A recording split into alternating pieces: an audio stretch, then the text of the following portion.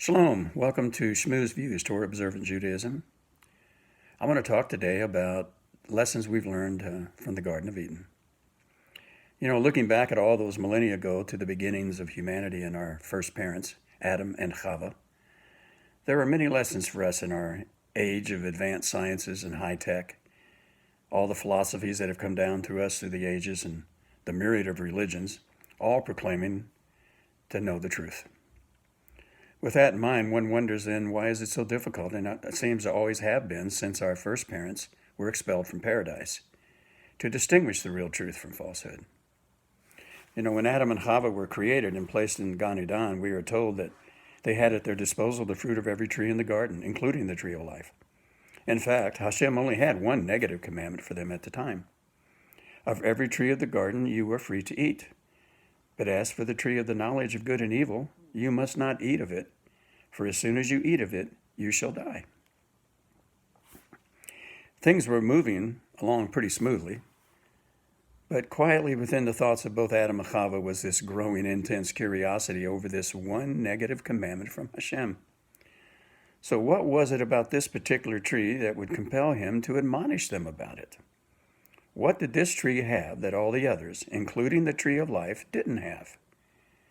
The more they thought about it, the more intense their desire to know. The serpent, not Satan, not some demon, but the serpent, the shrewdest of all the wild beasts, and for reasons understood only by Hashem and this reptile. He saw an opportunity as he witnessed them, especially Chava, stopping by the tree of knowledge of good and evil almost daily, intently gazing at it in wonderment. On one such occasion, he said to her, "Did Adonai really say, 'You shall not eat of any tree of the garden'?"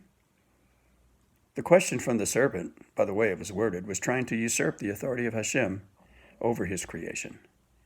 And it was also done so that he could measure the level of understanding Chava had of the command of Adonai concerning this particular tree. Chava revealed her ignorance of the actual command, since it really hadn't been delivered directly to her from Hashem, but was passed on to her from her husband, Adam, who had obviously embellished. She replied to the reptilian, "We may eat of the fruit of the other trees of the garden. It is only about the fruit of the tree in the middle of the garden that Adonai said, 'You shall not eat of it or touch it, lest you die.'" The serpent found his way in. If he could just get her to simply touch the fruit first and show by it that she would not die, then he could claim that eating it would not kill her.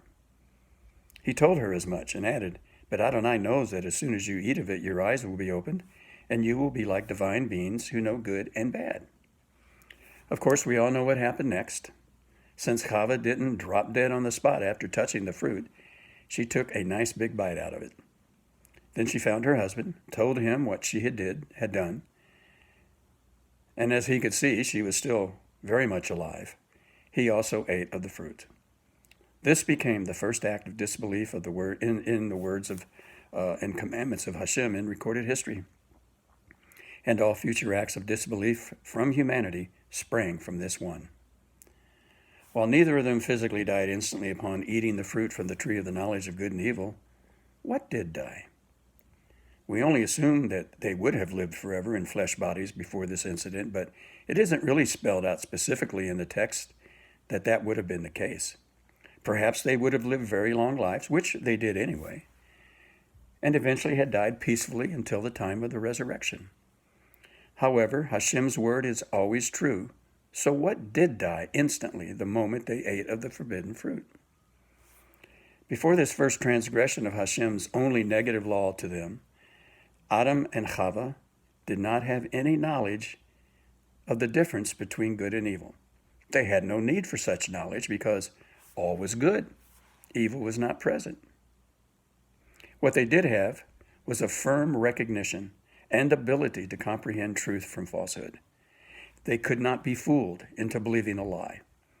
This makes Chava and Adam's transgression all that much more devastating because neither was fooled by the serpent, for they were quite easily able to know the falsity of the reptile's statements concerning the fruit.